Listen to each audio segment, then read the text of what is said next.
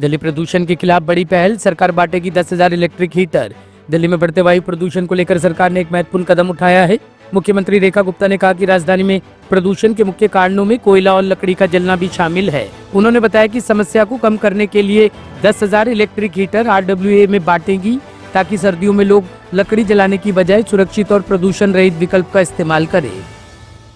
प्रदूषण के खिलाफ दिल्ली का युद्ध जो है, उस श्रृंखला में दिल्ली सरकार के द्वारा ये पॉजिटिव प्रयास एक और, जिसमें बायोगैस फ्यूल जो हमारे यहाँ लकड़ी जलाने से, जो कोयला जलाने से लगातार दिल्ली के प्रदूषण का एक इनपुट बनता है, उसको कम करने के लिए हमने आज ये प्रयास शुरू किया है कि हम दिल्ली में RWS को 10,000 हीटर देंगे CSR के माध्यम से, और जनता को ये प्रेरित करेंगे कहीं भी किसी भी ब्लॉक में कहीं भी लोग, चौकीदार या बाकी लोग भी लकड़ी जला करके प्रदूषण का कारक ना बने।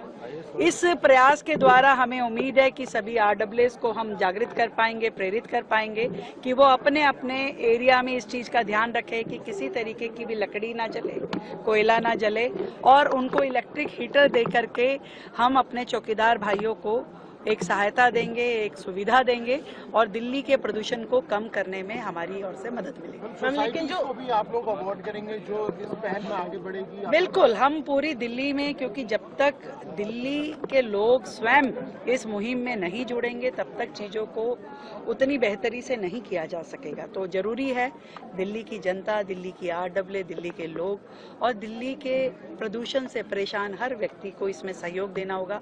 सरकार पॉजिटिव नोट पे अपने हर काम कर रही है और आगे करती रहेगी, इसलिए पूरी दिल्ली में हम अपनी सभी RWS को इस मुहिम से जोड़ेंगे और जो अच्छा काम करेंगे उन्हें सम्मानित करेंगे। देखिए, माननीय मुख्यमंत्री जी ने आपको बताया, हमारा बड़ा ही एक प्रयास है कि हम किसी भी तरीके जो कूड़ा करकट जलाते हैं उस पर रोक लगाएं।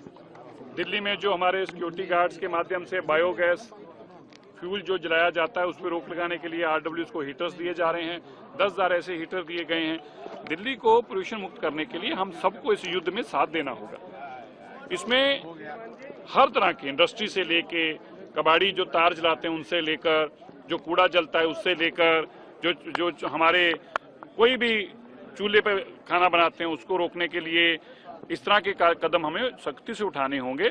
और उसके लिए हम ये नहीं किसी को कह रहे कि आप खुद खर्च करो, हम कह रहे हैं कि दिल्ली की सरकार आपके लिए खर्च करेगी। हम आपको गैस सिलेंडर और चूल्हा लेके देंगे, हम आपको हीटर लेके देंगे, लेकिन आप हमारा सहयोग करिए। दिल्ली के 3 करोड़ लोग अच्छी सांस ले पाएं, इसके लिए हमें सबको मिलकर सहयोग करना होगा। तो मैं सबसे आग्रह करता हूं, जहां भी धूल मिट्टी दिखती है पानी का खुद भी छिड़काव करें। हमारी भी हर जगह पे वाटर स्प्रिंकलर्स हो रहा है। जहां कूड़ा जलता दिखता है तो ग्रीन ऐप पे हमें जानकारी दें। जहां पे कोई इंडस्ट्री वायलेशन हो रही है वो भी हमें व्हाट्सएप पे या ग्रीन ऐप पे जानकारी दें। हम तुरंत उन पे कार्रवाई करते हैं। अब तक हम ऐसी लगभग 2.5 करोड़ रुपए के चालान काट चुके हैं।